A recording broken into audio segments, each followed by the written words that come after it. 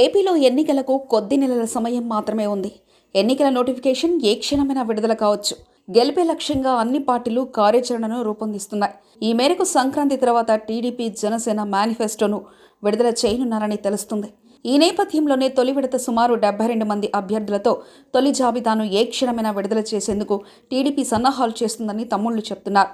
మరోవైపు పొత్తులో భాగంగా జనసేనకు కేటాయించే సీట్లను పక్కన పెట్టి మిగిలిన స్థానాలపై చంద్రబాబు నిర్ణయాలు తీసుకుంటున్నారని టాక్ వినబడుతుంది. ఇక సీఎం జగన్ సొంత జిల్లా కడపపై చంద్రబాబు గురిపెట్టారు.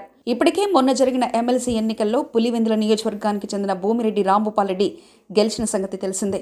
ఇదే పట్టుదలతో 2024 ఎన్నికల్లో కడపలో మేజార్టీ సీట్లు కైవసం చేసుకోవాలని బాబు మాస్టర్ ప్లాన్ వేస్తున్నారని తమ్ముళ్లు చెప్తున్నారు. మరోవైపు ఇన్ఛార్జీల పనితీరు, అభ్యర్థుల ఎంపికపై కసరత్తు మొదలుపెట్టారని తెలుస్తుంది. ఈ 72 మంది అభ్యర్థులతో తొలి జాబితాను ఏ క్షణమైనా విడుదల చేసే అవకాశం ఉందని తెలుస్తుంది.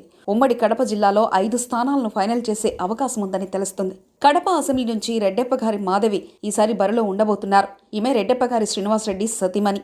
2 నెలల క్రితమే ఈమెనే కడప ఇన్ఛార్జిగా టీడీపీ అధిష్టానం ప్రకటించింది. జమ్మలమడుగు అసెంబ్లీ నుంచి దేవగుడి భూపేష్ రెడ్డి రంగంలో ఉండబోతున్నారు. ఈయన బలమైన రాజకీయ కుటుంబం నుంచి వచ్చిన యువనేత. నియోజకవర్గ ప్రజలకు అందుబాటులో ఉండడంతో పాటు సౌమ్యుడిగా మంచి పేరు తెచ్చుకున్నారు.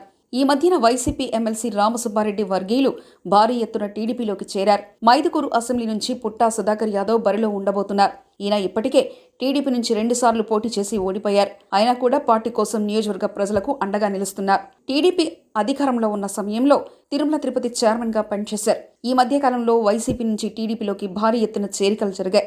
ఇక పులివెందుల అసెంబ్లీ నుంచి సీఎం జగన్ ను ఢీకొట్టే అభ్యర్థిగా బీటెక్ రవి రంగంలో ఉండబోతున్నారట. ఈ మధ్య కాలంలో పులివెందులలో టీడీపీలోకి భారీ ఎత్తున చేరికలు జరిగాయి. ఇక చివరిగా పొద్దుటూరు అసెంబ్లీ నుంచి ఉక్కు ప్రవీణ్ బరిలో ఉండబోతున్నారు. కడప స్టీల్ ప్లాంట్ కోసం అనేక పోరాటాలు చేశారు.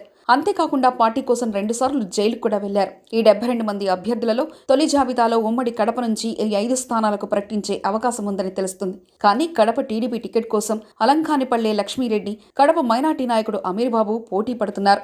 పొద్దుటూరు టీడీపీ టికెట్ కోసం ఎంపీ సీఎం రమేష్ నాయుడు, అన్న సురేష్ నాయుడు, మాజీ ఎమ్మెల్యేలు వరదరాజులరెడ్డి, మల్లెల లింగారెడ్డి పోటీ పడుతున్నారు.